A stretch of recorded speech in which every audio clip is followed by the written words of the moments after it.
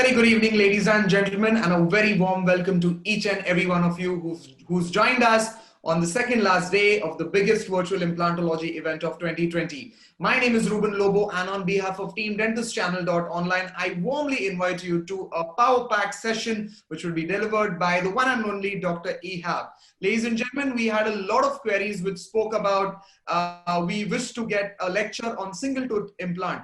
And what's better than to listen to the master himself, the person who's been practicing implantology since a long time. Yes, ladies and gentlemen, I'm talking about Dr. Ehab. So without wasting much further time, presenting to you Dr. Ehab Rashed, live on the topic, single tooth implant. Over to you, Dr. Ehab. Thank you very much for the introduction. I would like also to thank you for the invitation to be lecturing with you today in this good event, and I hope this lecture will be useful for the colleagues who are watching today. I will be a little bit precise. I don't want to go into lots of details to confuse people, so just to make it more simple and easy, so you get some tips at the end of the presentation. We all understand that when we do a single tooth implant, there is lots of pictures that the patient nowadays taken of themselves, like because all the patients have Facebook and Instagram and Snapchat and Twitter and many social media platforms. So usually the patients taking lots of pictures nowadays and always looking at their photos many times a day. So we have to be very careful when we do the treatment, especially when we do a single tooth implant. There is lots of surrounding to the implant, like a soft tissue, the papilla, the adjacent teeth, the margin of the gum. So we have to be careful that all the things coincide with the treatment plan at the end of our treatment. And we have to make sure that when we finalize the treatment, we optimize the area by having a proper contour of the soft tissue, a proper contour of the suprastructure, how the tooth coming out of the gum, to mimic the natural tooth which is adjacent to the tooth that we implanted.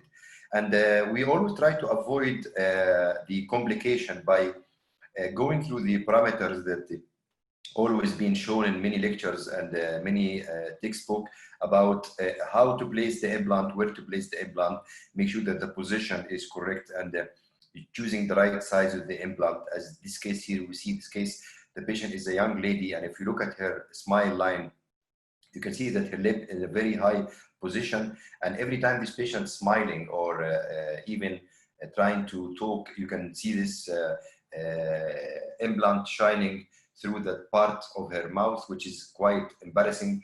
And sadly about this case, it's the patient who was a dentist herself. She's a young dentist, just graduated. So we always try to make sure that when we're smiling or the patient smiling, they show all their face, and we don't want the patient to have a cover like this, that when you smile, you have to hide your face because of some excuse me, sir. Dentist. Excuse me, sir. I request to share your PPT. PPT is not shared. Sorry for that. Hello? Your presentation is not shared with the audience. Please share it. Is not shared? Not shared, sir. Please. Okay. Sorry about this.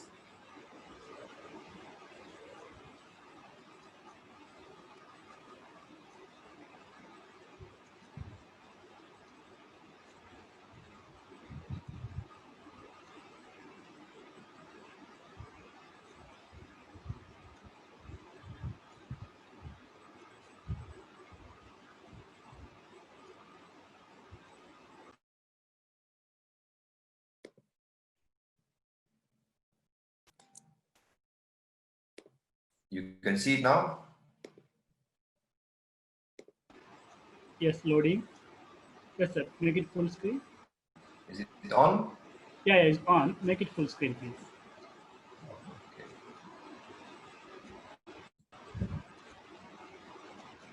Okay. So this is the case I was talking earlier about, that this patient had an implant placed in the wrong position. And if you look at her smile line, we can see that big amount of the soft tissue and the gum margin is showing every time she smiles and talk. and it caused a kind of embarrassing situation for the patient to have this kind of metal showing, as you can see in the slide here. So to avoid this kind of complication here, we have to understand why this complication is happening, and it's just because we did not follow the correct protocols in placing our implant, and we didn't choose the right implant size, and then also many parameters that I will discuss with you later on was not taken into consideration during the treatment, and this was the end result of the case. So as I was mentioning before, we don't want to have our patient covering their face like this so they can't smile because some mistake or a defect that we create as a dentist into the patient's smile, and the patient can't smile. So when we have a case like this, also we see that this patient actually again is another dentist who had implant done in Germany through one of his colleagues, and choosing the wrong size of the implant and choosing the wrong dimension of the implant size and all the things, and placing implants in a narrow area that does not allow to have two implants in the sides, and this is the result of this. So when we place our implant, we cannot just close our eyes that way and place the implant where we can. We have to understand that when you do this kind of implant placement, when you have a patient that sitting in the clinic and you place implant where you can find the bone, and then later on you ask your lab technician to do something with this bone and implant position and give you a right prosthesis, this will not be easy. If you look at this direction of the implants, every implant is pointing to different way, but still also nowadays we can have solutions for this such a case. But as you can see, this is a fully edentulous case, which is have a much easier approach than having a single tooth when we do a case for a single missing tooth. Also, we can plan our implant. As you can see, this is a fully edentulous patient. You can place the implant anywhere that you can find bone. So it doesn't matter where the implant is placed, because at the end of the day, you're going to cover the whole implant surface with the amount of tissue that you require, and you're going to have a full denture at the end of this, or a full prosthesis. So you don't care where you're going to put the implant, in which tooth, in which area, because at the end you're going to have a full arch, and you can control the amount of teeth showing, the amount of gum, and you can also control the amount of gum. You can use a ceramic gum on these kind of cases, and it's quite easy to have a good result at the end. So that's why I'm saying to you that when you place implant in a single missing tooth, it's more challenging than doing a case like this. If you look at this case here, this is a case of an older lady, and I'm going to show you just a small video about how we started the case and how we finished the case. And no matter what you place, no matter where you place your implant, you always achieve an optimal result. So let's watch this quick video to see. We used a guide, implant guide, to position the implant and correct area for the final denture. The patient left with a temporary restoration at the same time of the visit, and then she came back, took an impression, and then we fabricated the final bridge. And you can see here, this is how the case ended up at the end, and this is how the case started. And you can see the implant was placed in a different location. It doesn't have to be symmetrical, it doesn't have to be in the same area. So you just place implant where you can find. This is the way that I can explain to you that when you do a full arch, it's much easier than doing a single tooth implant. This is our clinic that show the end of the thing. And now we're going to see this patient. This is how we start the case, and this is how it ended up just in about 3 to 4 months. We can control the amount of teeth showing. If there is some gum has to be filled up with an acrylic or a ceramic, you can do this. But when you do a single tooth, you have no margin of these kind of problems. If we look here as well, this is a study was given to me by a good friend, Dr. Robert, and he was actually doing the study about the single tooth implant. As you can see here, there is about 27 parameters that you have to consider when you place a single tooth implant. You see the position of the nasal palatine, you see the position of the fossa, the position of the adjacent teeth, the labial concavity if you have, the ridge tomography, the volume, the position of the teeth in the ridge if you have a class 1 or class 2 or class 3 occlusion, the degree of the parabolic architecture of the the bone and the dental arch. And you see the position of the mucogingival junction, the presence of if you have any pathology, and the biotype, if you have a thin or thick biotype. So there's lots and lots of information that you have to consider when you place a single tooth in such a case, especially when you place it in the aesthetic zone. So all these things have to be considered when you place the tooth. So I'm asking all the colleagues that they should not just flap the site and place an implant, and then later on you started having an issue or a problem and you wonder why this problem came. It's just because we didn't consider all these little guidelines or little points that we have to consider when we do our implant. So if we use an implant, for example, in the aesthetic zone at this patient, I have to control the position of the implant, the size of the implant diameter, also the location of the adjacent teeth, and I want to optimize my outcome to look at the end as this case. And you can see that the gum at the end of the case and the position and the size of the final crown is matching to the adjacent teeth. So we did not make any kind of deformity at the site. We enhanced the site and we maintained the soft tissue in the position that the patient would not consider that we caused any kind of defect at the site. As you can see here, the final result, everything looks quite optimal. The soft tissue, the papilla, the size of the teeth, no longer tooth, no shorter tooth, and they see the whole area looks matching and everything looks symmetrical together.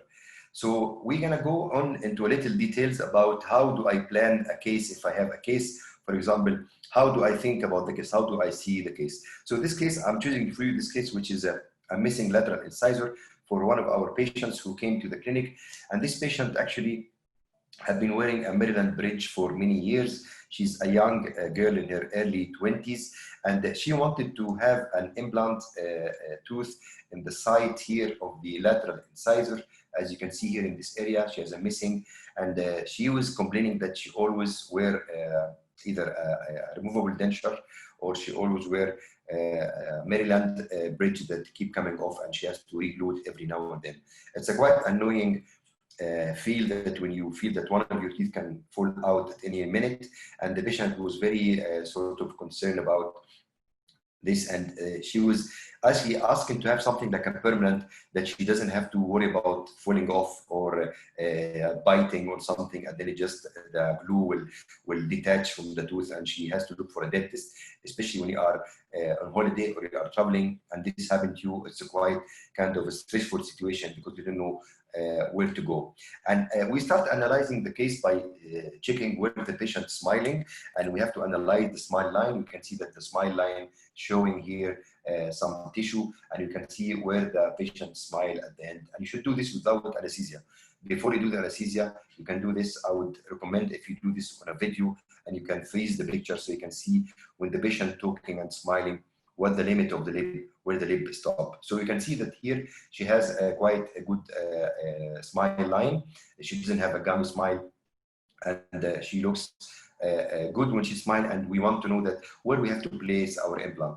So this is the first thing that we have to analyze. I always check the level of the pre-gingival margin on the adjacent teeth, and also I have to understand that this is the position of my final crown, and I know that the crown will start here, so I have to be deeper, 3 to 4 millimeter above the pre-gingival margin. So this is the position of my implant platform, that it has to be in this area here at the end of this 3 to 4 millimeter, and this part of the gum here have to be shaped to accommodate the final crown, so we don't have a short crown at the end of the treatment. So we take the measurements and we go make sure that we go into the right depth. So this is my plan to place the implant in about 3 to 4 millimeter from the pre-gingival margin where the final crown will erupt. And then I have to maintain the soft tissue here, which is the papilla on the mesial and the distal side of the implant, because what I need to do, I need to make sure that the papilla is still there at the end, so I don't have a black triangle between the final crown and the adjacent teeth. So this is the thing that I have to kind of consider, and I have to draw the position of my final crown and the crown will be in that position here, you can see. So I have to maintain this papilla on the distal side, the papilla on the mesial side, and this is the emerging profile position of the final crown. So I know that my implant should be placed about 4 to 3 millimeter above that area. So this is the thing that we planned before we start the case. We study the dimension. It's very crucial, important to understand the dimension where we gonna end up having all these things that I want to show you. And then we see something that we never thought about before about the biological width around implant. We all didn't know that we have something called the biological width around dental implant. When we used to place implant before, we didn't know that this exists, and we always blame the company or blame the design of the implant, that after we placed the implant, we received receiving the crown at the side, and then you restore the crown. A few months later, we start seeing resorption, and we start seeing the implant platform is showing and the metal showing, and we start complaining to the implant companies, blaming them. And actually, this is because we didn't understand that even around dental implants, the body will try to protect itself, and the body will create what we call it biological width. So I'm going to show you just a little video here to show you the effect of the implant, and when you place the implant in an area, how the biological width will start and show the resorption that comes in the future after loading.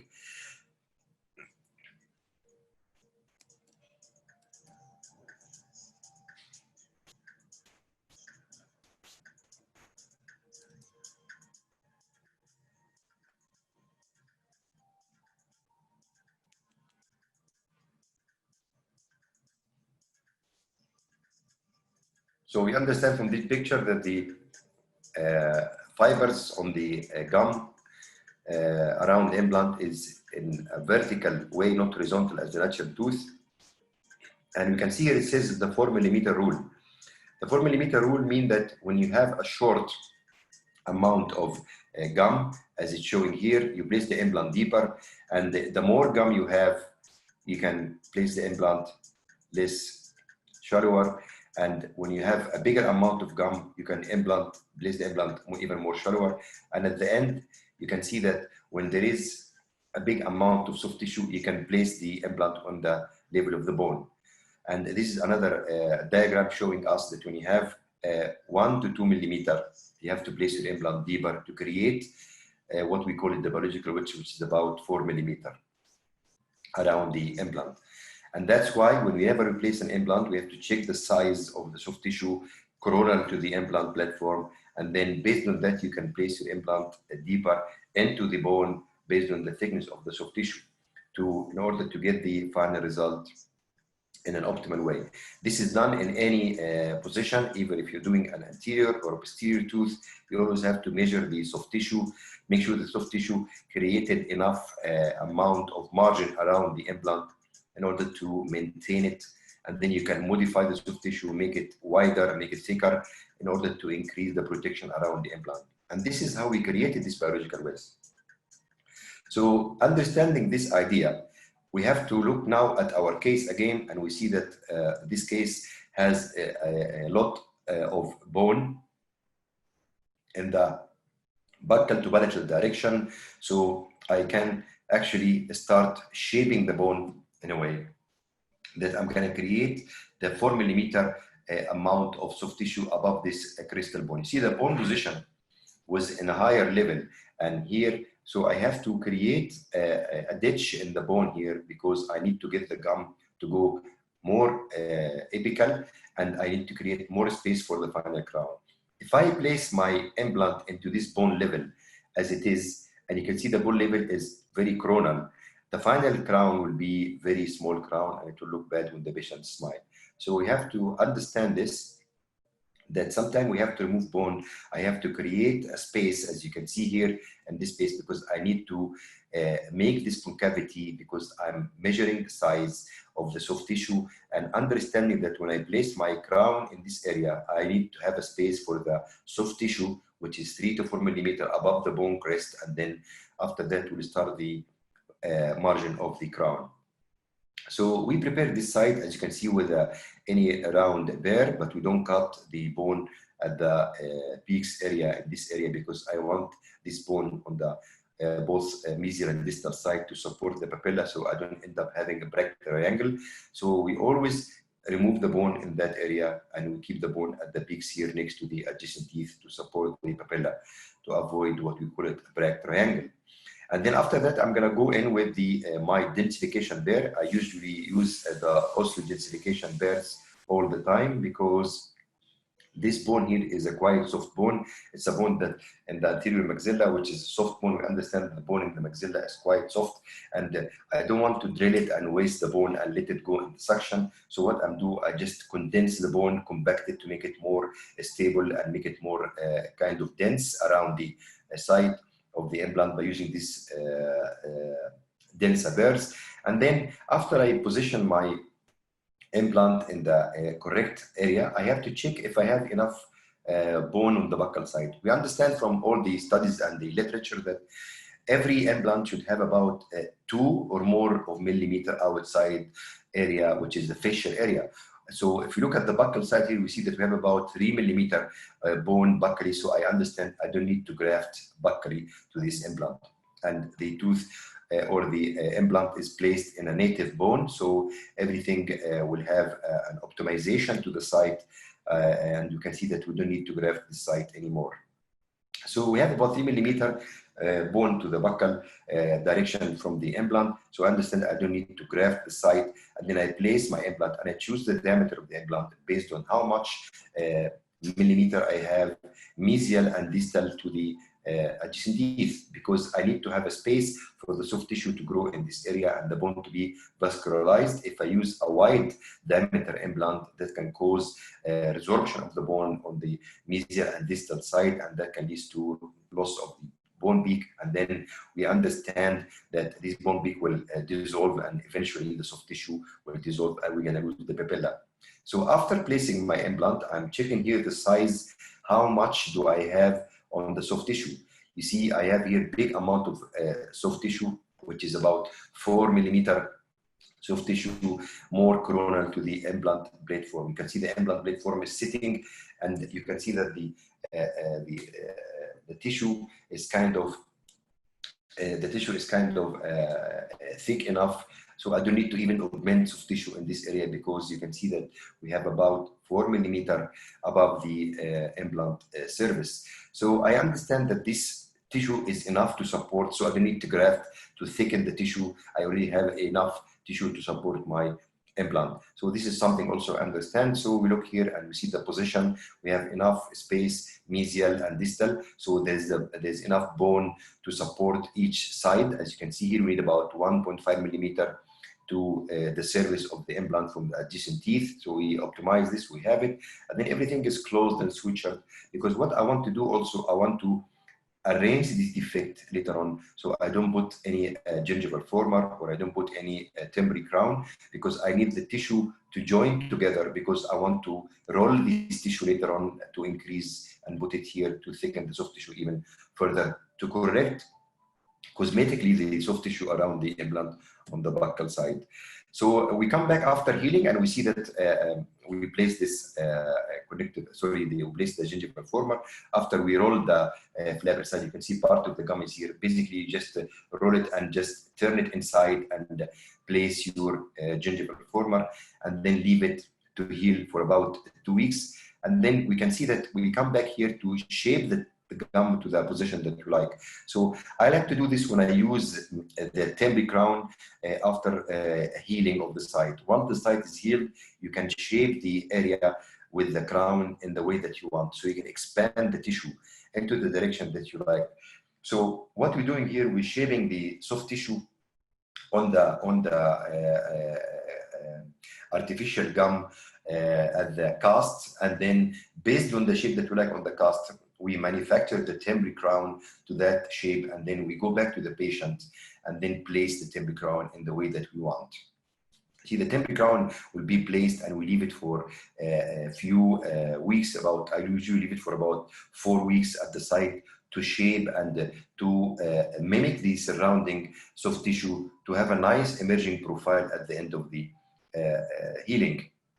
So we come back to that. You can see that how much soft tissue we created buccally here. You can see we created this nice bulge of soft tissue on the buccal side, all keratinized. So I understand that my implant is protected really well. You can see the vascularization around the margin of the gum here, and you can see that everything healed really well, and the tissue had been stretched in a way that it did not compromise. And I do this gradually, because if you press the teeth, if you press the gum too much with the temporary, you're going to end up having ischemia to the area and you lose the blood supply and you might lose the soft tissue and have a recession. So you do this gradually. You stretch the soft tissue here gradually with the temporary, and unless until you reach the stage that you like and you are happy with the profile, and then you can stop that and start taking the final impression and then place your crown. If you look at the final result, you see how much soft tissue we have here. We have a big, thick, keratinized tissue outside. We even kind of corrected the depression was here at the beginning, because we did this roll flap, and then we take the size and fabricate a final crown, which is, as you can see, highly polished zirconia screw retained crown, and then everything looks healthy at the end. And this is how it looks at the start, and this is how it looks at the end. You can understand that we created this kind of a thicker soft tissue even to mimic the natural teeth here, as you can see. And this soft tissue kind of came from the palatal side, and that's why when I placed my implant, I did not place any temporary, I did not place any kind of gingival former or healing cap, because I wanted to augment the tissue buccally by connecting it to the lingual or the palatal part, and then roll the flap buccally to thicken the tissue here, as you can see. All these little details that you can see in the case, you have to plan it before you do the work. You have to understand what's your path of treatment, to understand that you have to follow this path of treatment to reach the result, as you can see here. And then if you look at the case at the final, how it looks, quite healthy gum around that area. And then this is how it looks at the end of the treatment. And you can even modify the tissue further than that, because you have enough soft tissue that you can play with. You can push it even more and do this. And I would like to give you an advice, because I've been reading a lot about the facial growth, and we understand that many of our patients have a growth in their jaw, and the soft tissue and the active eruption of the teeth does not stop with the age. So I always try to convert it, especially in a young patient like this girl here. She's in her early 20s, so I expect in another 10-15 years, these teeth in the front area will keep erupting with the jaw. So if I end up having this kind of crown, I would leave it, because I understand that this tissue here and the bones surrounding the adjacent teeth will grow in the future. And we've seen many cases, and cases showing that when a patient places implant at a younger age, when they reach their 40s or 50s, the tooth where you have the implant is in a higher level. And to understand this, you have to compensate for this by creating a wider tissue in a vertical direction, that you can later on unscrew this crown that you placed and make it a little bit longer. But the gum of the margin will be there, so that you can modify it and you still have enough margin of gum that you can manipulate. So we're gonna go on to another case and see how the case works. This is the same thing with a molar area where you had an abscess after an endo, and you can see that I have a small amount of bone just between the sinus, and we extract the tooth in a traumatical way, densify the area, and then I want to manage my implant in a way to take the area where there is enough bone, and then place the implant. And the final, this is a temporary crown is placed to modify the soft tissue. You see we have a bit of loss on the buccal side, and this is how the crown look in the patient mouth after placing the final restoration.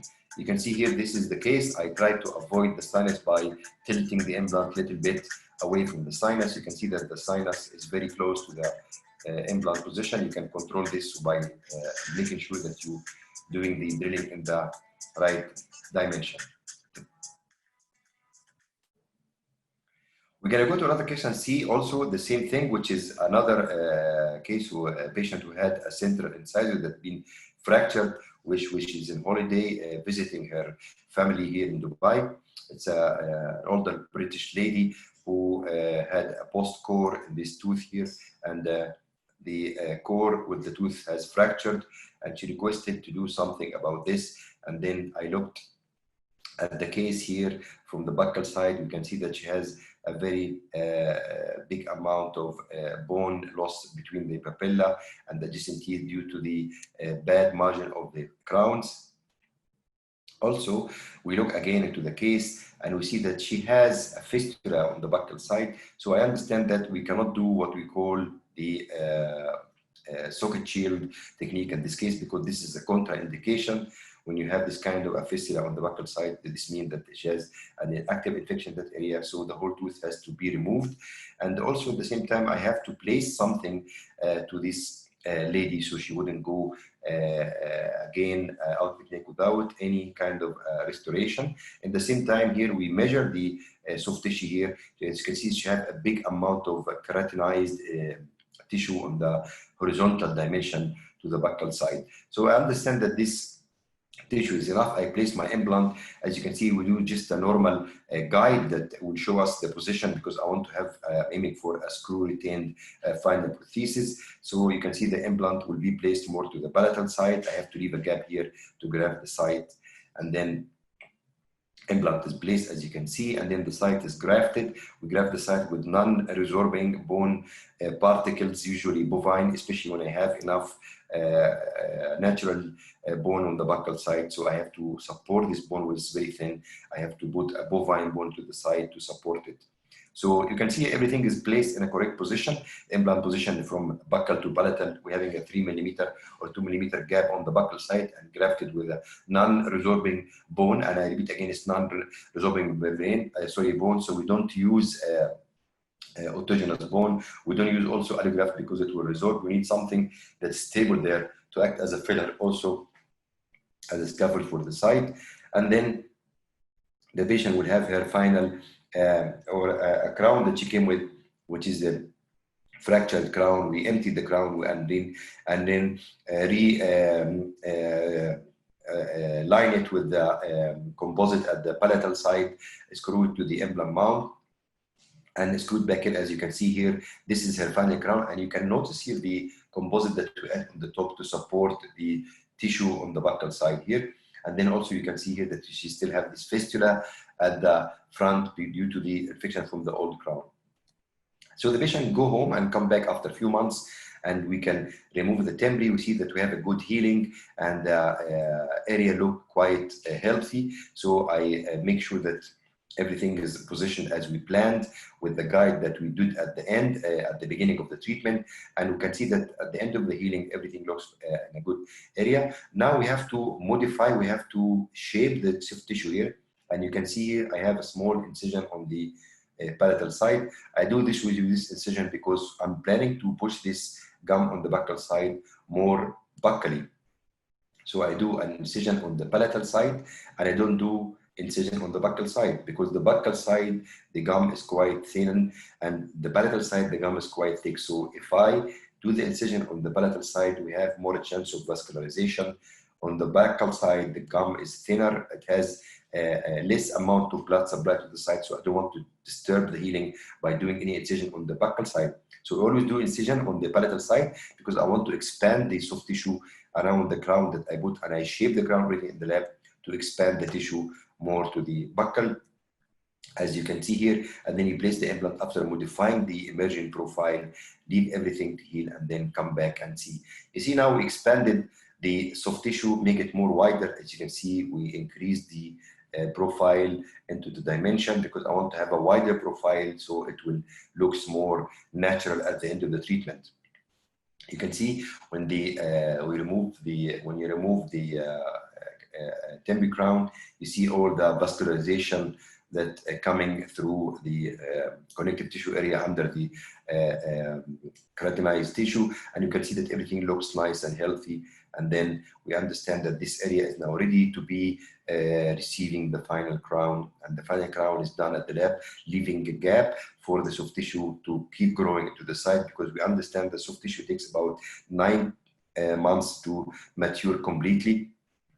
And then the crown is placed, as you can see here. This is the final crown placed at the side just at the time of insertion, and then this is how it looks at the end of the treatment. So if you look at the case here, you see that the gum around the implant look even healthier than the gum around the crown and the natural tooth, due to the leakage in the margin of the crown. And you can see here also the loss of the papilla here compared to the area here, which is the implant area. So you see, we enhance the soft tissue health condition by placing the implant in a good position, by creating enough amount of keratinized tissue around the implant neck, and that help the soft tissue to be kind of sealing the area and making it look quite healthy. This is also the case after being followed up for a few years. You see everything looked nice and stable, and the patient was quite amazed that the treatment was not very complicated and everything looks natural at the end, because she was very concerned that when she smiled, her teeth would look different. Now I'm going to show you something more into the these days we have always hear about the socket shield technique, and this socket shield technique is a kind of a technique that being created recently. And this technique, as you can see in the picture, you leave amount of amount of root part here on the buccal side, because we want to maintain this root part to protect the very thin bone. You can see this thin bone on the buccal side. If we remove this amount of shield here, which is part of the root, this very thin layer of bone will be gone by time. So this is the way to maintain it. So we're going to look here how to do this. You can see that you cut the tooth in a horizontal way in a gum margin, and then you do a vertical incision, a vertical cut in the root, remove that part of the root, and then you leave it, as you can see, place the implant more to the palatal side and grab the side between the shield and the implant, and then leave everything to heal. And we're going to see this in real life with the patient here. This is a patient who had a fractured lateral incisor. Also, this patient is not living in the same city. He flew in from Saudi Arabia, and this is how the side look. You can see that the tooth here had a post core, and the post was fractured. And if you look at the occlusal part, you can see the fractured post inside, and you can see the root is quite destroyed. So we plan to do this socket shield because the gum looks quite healthy on the buccal side. So we mentioned that we will grind the root all the way to the apex, and then slowly with the root laxators always go to the palatal side, never touch the shield, because we don't want it to be dislodged or removed, and gradually remove it and remove the part that we cut from the palatal side, and then shape the root shield here, and then we create a space and place the implant more to the palatal side and leave a gap on the top here between the shield and the implant, because I need to graft this gap with some non-resorbing bone substance. And then you can see this is the bone has been placed and condensed in the area. I usually use this sticky bone as a way to stabilize the wound at the time, and then everything is closed and sealed by the temporary crown, which this is also again the crown that the patient came with, and he had it in his hand. So we grinded the crown and then refilled it from the palatal side and restored the whole thing, and then close the area with a temporary screw-retained crown. This is after healing. You can see that the patient came back after healing, and you can see the amount of keratinized tissue on the buccal side. Look at the vertical and horizontal amount of soft tissue around the implant. The healing looks quite healthy, quite well. So what we have to do now, we have to either shape the gum if we need to shape it further, or if we're happy with the shape of the gum, we can only just take impression, send it to the lab, and fabricate the final crown.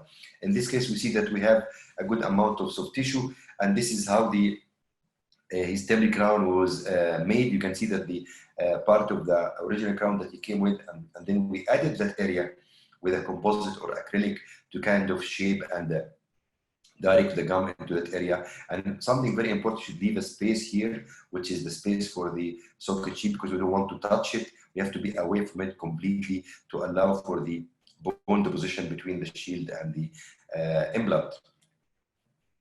This is how it should look. And then if we go back to the case, we see here that this is the occlusal position of the root before extraction, and then the root extraction, and then place the implant. You can see the buccal view showing you that we maintain all the amount of soft tissue buccal to the area. And this is how it looks after we finalize the treatment.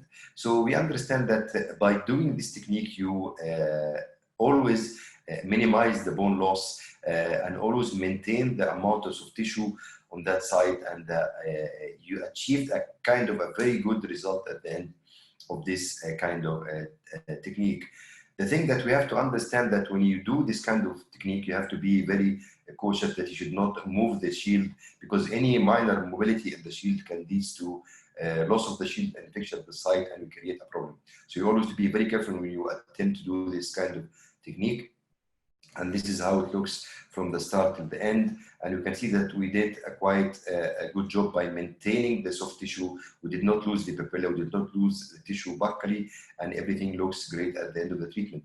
So this is all these little parameters that you have to consider and take in mind when you place your implant from the beginning to the end, to make sure that everything looks quite studied and controlled. We don't leave something for the chance to place your implant and wish the gum will stay there, or wish the tooth will not look long at the end.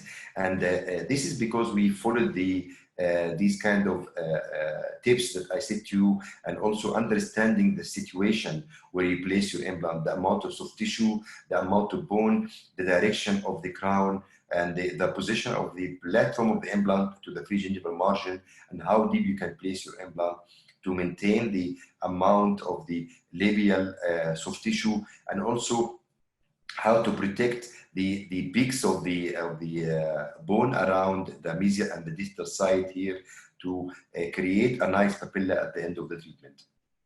I would like to thank you for this time and chance to share with you some of my work and experience. I would like to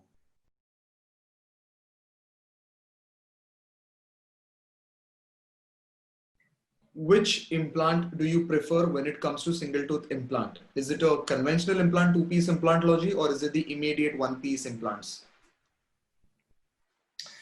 I really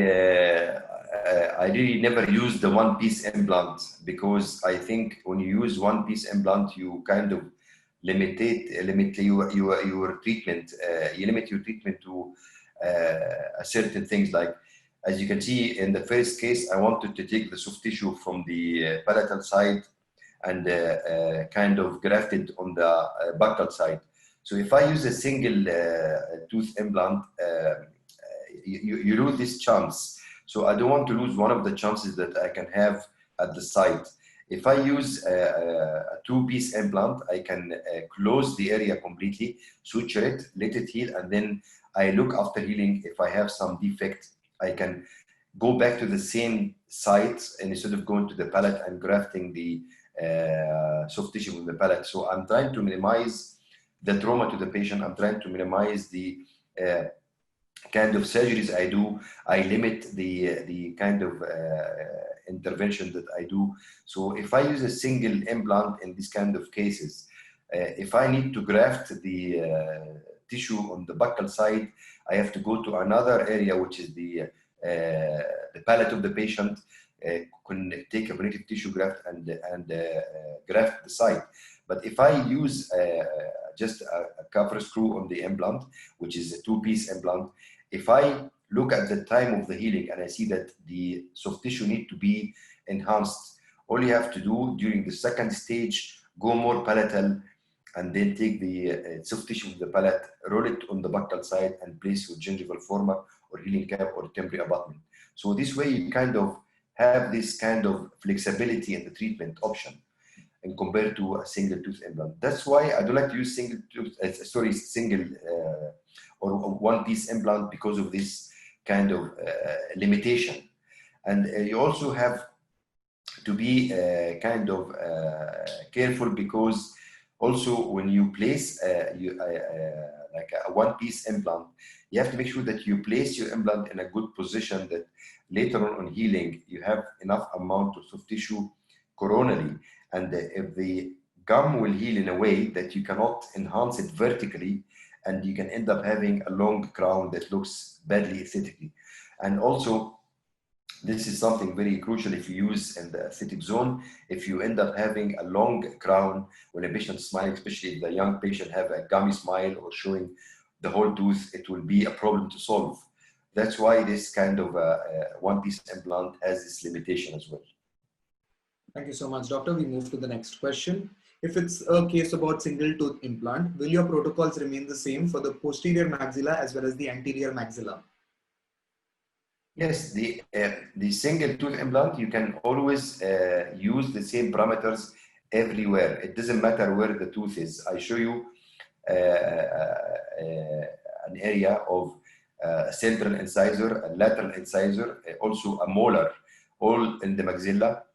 Everywhere you can use the same kind of technique, because the soft tissue and the bone will react in the same way. We don't have a different reaction of soft tissue according to the position of the tooth.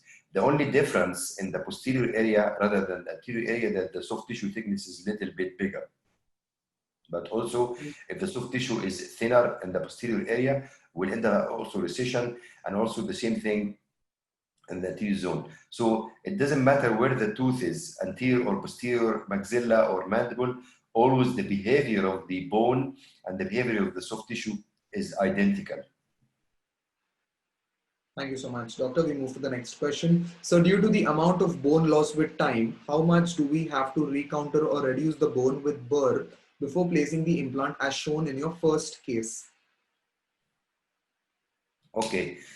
The first case, because the patient had congenitally missing tooth, she had a bone kind of overgrowing in that side. And I eliminate this amount of bone because I need to create a space for the soft tissue to create what you call it biological width. Because you have to consider the final position of the final crown, the dimension of the final crown, and you need to have a space for the crown. The crown will need a space, and then the soft tissue will have a space, and then you have the bone in that area. So if the area for the soft tissue is occupied by the bone, the soft tissue will have no place to grow, and it will grow in the direction where the crown is. So this is why we remove bone, because you have to have a space for every part of the area. The tooth surface need to create its own space. You have to have a space for the tooth. Also, if you have no space for the gum will grow at the site where you can have the tooth. So you're going to end up having a short tooth. That's why when you remove the bone in that area, I am creating a space for the soft tissue to be in this area.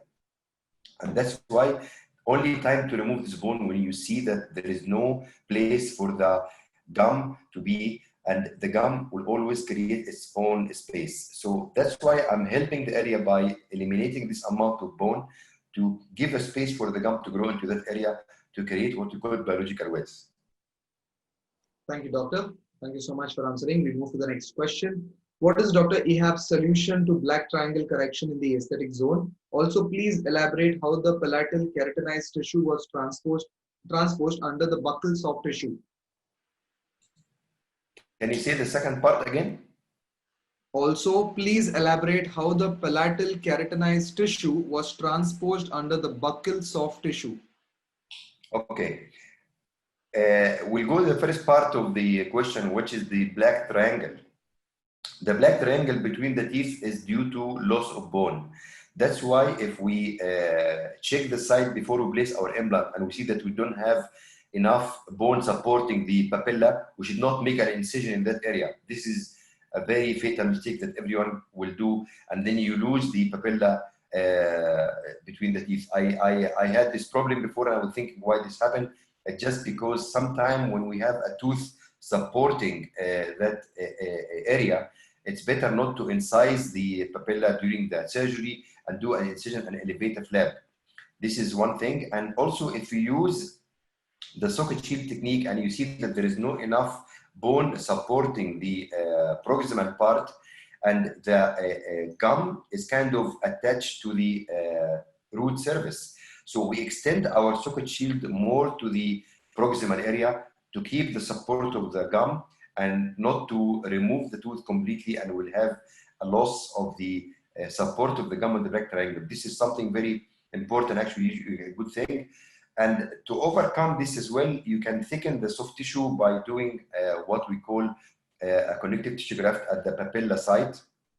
And then also, it's very important to plan this at the beginning. You have to understand where is the bone. That's why when you do an X-ray before you do an implant, you have to check where is the bone level to understand if you can do incision in that area or not do incision in that area. And you have to understand if there's no bone in the area and you have a root there, when you remove the root, make sure that you leave the peaks of the root area at the side as a socket shield to hold this papilla. If you don't have both of them, you have to understand that you have to graft the site, try to thicken the soft tissue, make it thicker. So when you create on a profile with the crown, you can always make the contact area between the crown and just teeth very close to the crest of the bone in order to support the papilla and squeeze it at the side. That's why many of literature saying that if you place the contact area more than 5-6 millimeters away from the peaks of bone, you're going to end up having right triangle. And it's because when you put the contact between the final crown and the adjacent teeth far from the bone peaks, the soft tissue or the papilla in that area is like a little piece of cloth that doesn't have something to hold it. It will collapse. That's why you support it and you hold it with the contact. That's why it's better to always keep the contact closer to the bone in the proximal area. And the second part of the question was, I couldn't remember what was the second part. Yeah, please elaborate on how the palatally keratinized tissue. How you take the, okay. First thing, you have to de-epithelize the area. So I would go with a round bear just to brush the soft tissue with the bear, make the gum bleed. So I understand that I remove the superficial layer of epithelium tissue. And then when you do your incision, you do like a U-shape incision on the palatal side. And then what you do, you fold this palatal side, you fold it into the buccal area as if you are folding the sleeve of your shirt. So you fold it, but you don't fold it on the buccal, you fold it on the palatal. This is something called roll flap. And this is how you take the keratinized tissue from the palatal and push it into the sulcus on the buccal side to thicken the soft tissue. Thank you so much, Dr. Ehab. I think that was one of those best answers one can ever get. Thank you so much. We move to the next question. Suppose a patient is coming for a single tooth implant and unfortunately he needs 2 crowns. So can I use one implant and place 2 crowns by tilting them, or what should I do in that case? Of course, yeah. You can actually use a cantilever, and this is something is indicated in some area where there is no enough space to place 2 implants, because we understand something. We have something called implant to bone ratio. You have to keep enough amount of bone around the implant because the implant is not a vital structure. This implant is a dead structure. It's a metal piece inside the bone. So to keep the bone vitality around that area, you have to have enough amount of bone to vascularize the site. And that's why if we have a narrow area that you cannot place 2 implants next to each other, it's better to put 1 implant and cantilever the other crown on it. And this way you will always maintain the amount of bone, enough bone thickness that hold the implant in position. But this is, you have to be understanding that where is your final crown going to be. So you place your implant in a position that it will hold 2 crowns, but you don't put it, for example, in the between the 2 crowns. You can put it in a position of 1 crown and then cantilever the other crown in this. And in this case, you have to use a wider implant. You have to use the longer implant to have enough support. It's a matter of physics. You have to understand that if this tooth will carry another tooth, you can cantilever it by increasing the width of the implant, make a wider diameter implant, use a more kind of longer implant to get enough anchor into the bone, so you don't have a implant fracture.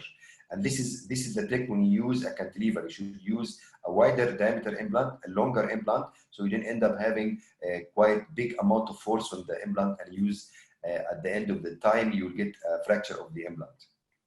Thank you, doctor. 2 more questions. What's your take on provisionalization after 1 week of placement in the D1, D2 bone in delayed placement scenario? Can you say again, please? What's your take on provisionalization after 1 week of placement in the D1, D2 bone in delayed placement scenario? What's my protocol? You said in what? Yeah. What's your take or what is your understanding on provisionalization after 1 week of placement in the D1 or D2 bone after delayed placement?